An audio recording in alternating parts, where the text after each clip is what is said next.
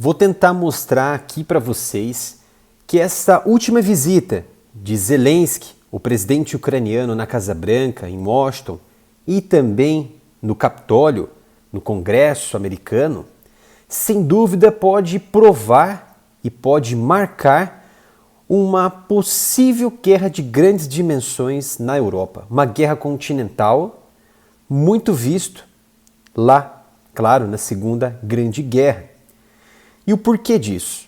Vamos aprofundar neste vídeo de forma muito resumida, muito objetiva, breve, porque observando de longe tudo que foram de atividades realizadas pelos aliados, pela coalizão liderada pelos Estados Unidos, envio de equipamentos, falta de negociações, impede retardar operações, por exemplo, da Rússia,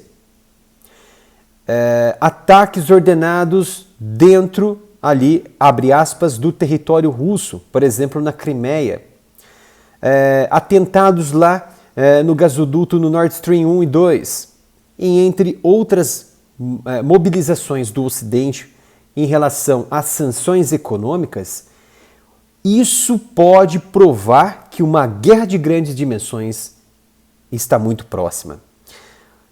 Para quem acompanha aqui o canal Área Militar, sabe muito bem que o Senado americano aprovou recentemente um orçamento trilionário para o próximo ano de 2023 até setembro do próximo ano de 1,7 trilhão de dólares para manter os Estados Unidos e seus aliados frente ao cenário internacional. É um montante absoluto, um montante em que parte desse montante, vejam só, parte desse montante, uma pequena parte, entretanto, para a realidade brasileira, cerca de 44,9 bilhões de dólares vão para a Ucrânia. Fazendo aqui a conta rápida, fazendo aqui mais ou menos o câmbio de R$ 5,3 o dólar, 44,9 bilhões de dólares. E fazendo essa cotação, essa conversão para o real, dá mais de 220 bilhões de reais. Muito acima da realidade brasileira, muito acima da realidade de investimento na defesa no Brasil, que está em torno ali de 8 bilhões apenas. 8 bilhões de reais apenas. Não tem nem como a gente fazer um panorama de proporcionalidade em porcentagem. Está muito abaixo ali da realidade brasileira. Está muito acima da realidade brasileira. E os americanos compraram esta guerra e que pode custar muito caro, não para os americanos, que estão, é claro, ganhando muito dinheiro com isso. E até, como eu já havia dito em vídeos anteriores, a Ucrânia ela virou laboratório e está testando suas armas lá na Ucrânia. Mas vai sobrar para a Europa, como assim na Primeira e na Segunda Grande Guerra. Sobraram para os europeus. Então essa aprovação desta medida de cerca aí de 1,7 trilhão de dólares no orçamento para o próximo ano nos Estados Unidos ocorreu menos de 3 dias após a apresentação deste projeto que correu contra o tempo para não entrar em recesso e prejudicar toda a estrutura política, governamental, civil e social dos Estados Unidos. E foi algo muito rápido, muito corriqueiro, que sim, os legisladores, os políticos americanos trabalharam muito bem para aprovar esta bagatela aí de 1,7 trilhão. Inclusive, os republicanos votaram a favor, mediante aumento dos gastos de defesa para o próximo ano. É o que os republicanos estão reclamando do governo Biden, que deixou, por exemplo, ali os militares na gaveta. Os militares ficaram em segundo plano, segundo os republicanos. E essa ousadia do Zelensky de ir até a Washington, ele intensificou essa pressão dos Estados Unidos para agir, para conter essas ações da Rússia. E então incluiu 50 bilhões para ajuda à Ucrânia e vocês podem aqui estar observando o encontro de Joe Biden com o Zelensky e também firmou ali um contrato de assistência de segurança para os ucranianos de quase 2 bilhões de dólares, que vamos falar mais à frente do que se trata. Que ficou amplamente divulgado, inclusive a gente tratou muito bem sobre esses detalhes aqui no canal Hora Militar. Então esse projeto de lei ele financia o governo até setembro do próximo ano, aumenta substancialmente os gastos em defesa também, fornecendo, vejam só, 858 bilhões em financiamento militar e mais de 772 bilhões para programas domésticos residentes. E os outros, com certeza, acredito eu, que serão para investimentos mais estrangeiros, por exemplo, ajuda à assistência militar, por exemplo, com a Ucrânia.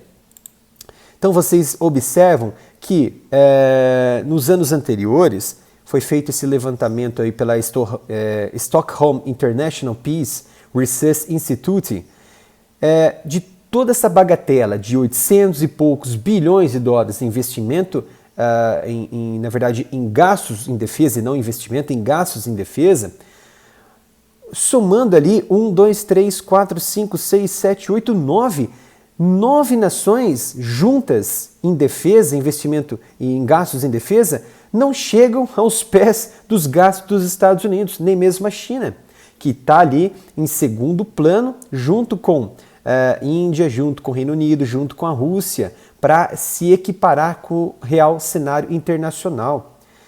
E também há uma grande proporcionalidade em que há um deslocamento de 4,5 bilhões de dólares para desenvolver e colocar em campo, ou seja, em prova prática, claro, armas hipersônicas e altamente tecnológicas avançadas dos Estados Unidos. Por quê? Já havia uma reclamação, principalmente por parte dos políticos republicanos, que as armas de grande proporcionalidade, de alta tecnologia, como, por exemplo, armas hipersônicas, em que os Estados Unidos acreditam que a Rússia e a China estejam mais à frente nesse quesito, o que eu acho que algumas peças hipersônicas da Rússia, por exemplo, da China não vou entrar em detalhes porque ainda está em desenvolvimento, mas sim, principalmente mísseis e não planadores da Rússia já está em fase, é claro, já está em fase operacional, entretanto tem algumas dificuldades para manter a sua velocidade hipersônica, mas é um alerta que os Estados Unidos precisam ter com esse avanço que está crescente contra os seus, vamos dizer assim, arquirrival ou arquirrivais, somando China e Rússia. E uma guerra aí eclodir. Será que China e Rússia vão se aliar? Eu acredito que não. Mas, ao meu ver, como está ocorrendo ali essas manobras, principalmente dos Estados Unidos, Reino Unido, França, ajudando a Ucrânia, pode ser que haja ali uma aliança entre nações menores que possam estar auxiliando de forma mais terceirizada a Rússia, principalmente no quesito de matéria-prima e também no fornecimento direto de equipamentos já prontos para o combate, como a Coreia do Norte e como o Irã, por exemplo. E também, possivelmente, a Venezuela com algum subproduto ali que possa ser utilizado no futuro. Porém, esses 44,9 bilhões traz à tona o que eu venho destacando nos últimos vídeos aqui no Área Militar, que vem alertando, é que isso pode provocar ainda mais uma resposta da Rússia, que se vê ainda mais acuada. E quando você tem uma Rússia acuada, tudo pode acontecer. A guerra na Ucrânia, ela é o maior exemplo disso. Tivemos ali incansável momentos ali de que a Rússia ela pediu para o Ocidente, principalmente para a OTAN, garantias de segurança de que os americanos, a OTAN, não iriam enviar equipamentos militares de alta tecnologia para os ucranianos. E a OTAN não ofereceu isso. E, pelo contrário, até descartou qualquer relação, qualquer negociação e também conversa com Sergei Shoigu, não, Lavrov, entre outras autoridades da Rússia. E isso foi muito prejudicial, porque a Rússia se sentiu acuada, bombas atômicas, bombas nucleares ali em sua fronteira, principalmente Turquia, principalmente Itália, principalmente ali na França. E você tinha ainda uma grande quantidade de militares que saíram do Afeganistão, fizeram uma ponte até a Polônia e também o Golfo Pérsico, que estava o quê? Cercando de alguma forma os russos. Mas é claro que tudo se baseava em especulação, foi então que realmente explodiu essa guerra de grandes proporções na Ucrânia. Mas não será o quê? Um dinheiro enviado de imediato, esses 50 bilhões. Tampouco os 2 bilhões de assistência, que seriam o quê? Como havia dito, Patriot, sistemas de defesa antiaérea Patriot, aqueles sistemas com mísseis altamente tecnológicos, guiados e de alta combatibilidade, que faz frente aos mísseis russos, que pode fazer a interceptação de forma correta e fazendo guarda-chuva ali, principalmente nas fronteiras e também capital regional e também capital federal da Ucrânia.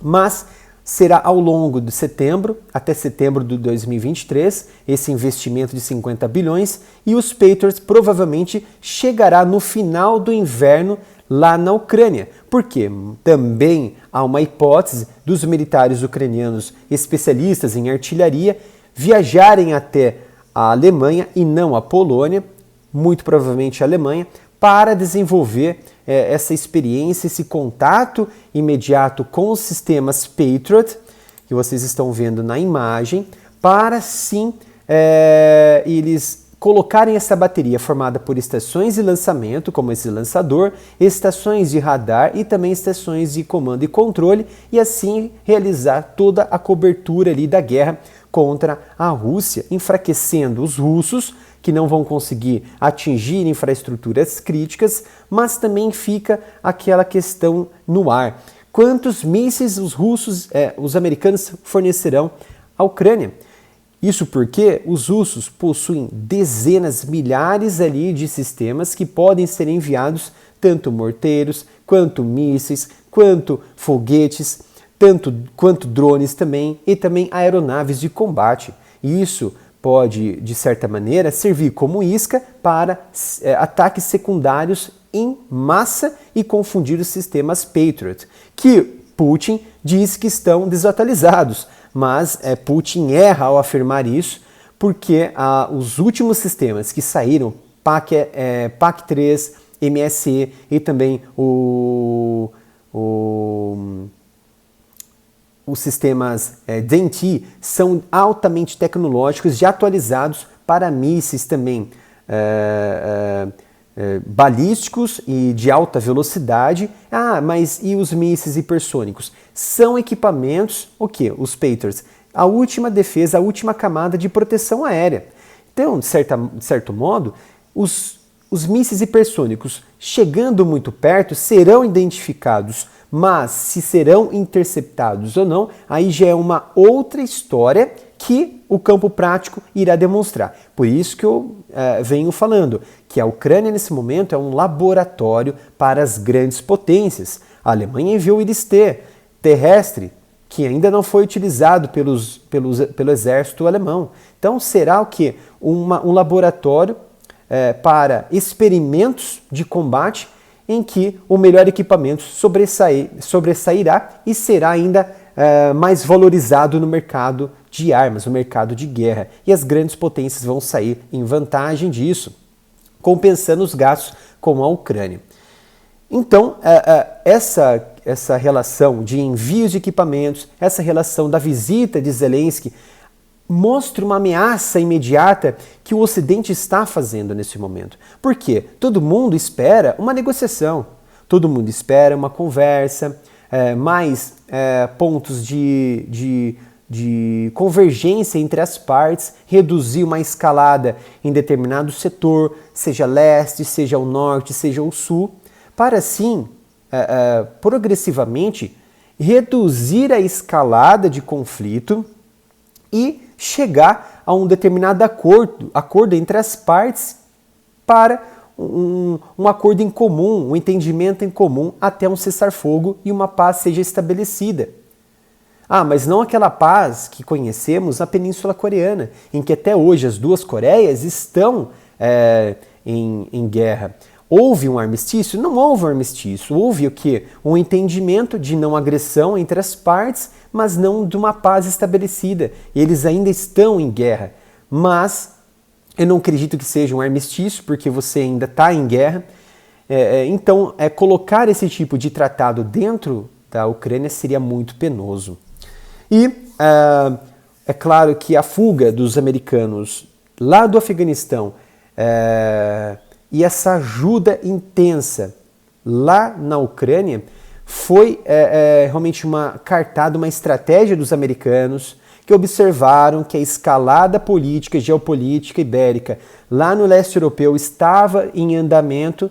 Muito provavelmente Trump já havia identificado, o governo Trump já havia identificado essa escalada, possivelmente uma repetição de 2014. E como já tinha o emprego de equipamentos do Ocidente americanos dentro da Ucrânia, militares e autoridades dos Estados Unidos treinando militares na Ucrânia, os americanos decidiram então fazer essa transferência de imediato para a Polônia, para a região ali da Europa e também passar a fornecer, tirar os gastos no Afeganistão, em parte do Iraque, e fomentar a guerra ali na Ucrânia. O que poderia, de certo modo, mais à frente, com esses equipamentos americanos, uma possibilidade, que ainda é menor, mas uma possibilidade de envio de equipamentos de longo alcance, de ataque dos Estados Unidos, como ATACMS, entre outros equipamentos, como mísseis, para atingir o solo, a infraestrutura russa dentro do território russo, que poderia ser muito pior, muito ruim, porque desencadearia com certeza uma guerra continental de grandes proporções e dimensões em toda a Europa. E essa visita de Zelensky prova que os americanos estão comprometidos com isso, comprometidos com o envio de equipamentos, ajuda incondicional nos ucranianos, nem que no futuro próximo envie equipamentos de ataque de longo alcance, que poderia resultar em um ataque dentro do território russo, e os Estados Unidos falarem que não estavam cientes desse tipo de ataque. Mas desencadearia uma guerra interminável de grandes dimensões na Europa. Espero que tenham gostado desse vídeo, um vídeo um pouquinho longo para tratar sobre essa geopolítica e essas questões bélicas no leste europeu e com os Estados Unidos. Não se esqueçam de se inscrever aqui no canal, estamos aí chegando ao final do ano e toda a sua curtida, toda a sua inscrição, a sua participação nas redes sociais vai ajudar e muito o nosso crescimento aqui no Área Militar. Se possível, também peço para doarem qualquer valor para a nossa chave Pix, que é o canal areamilitaroff@gmail.com. Obrigado pela presença e até o próximo vídeo aqui no Área Militar.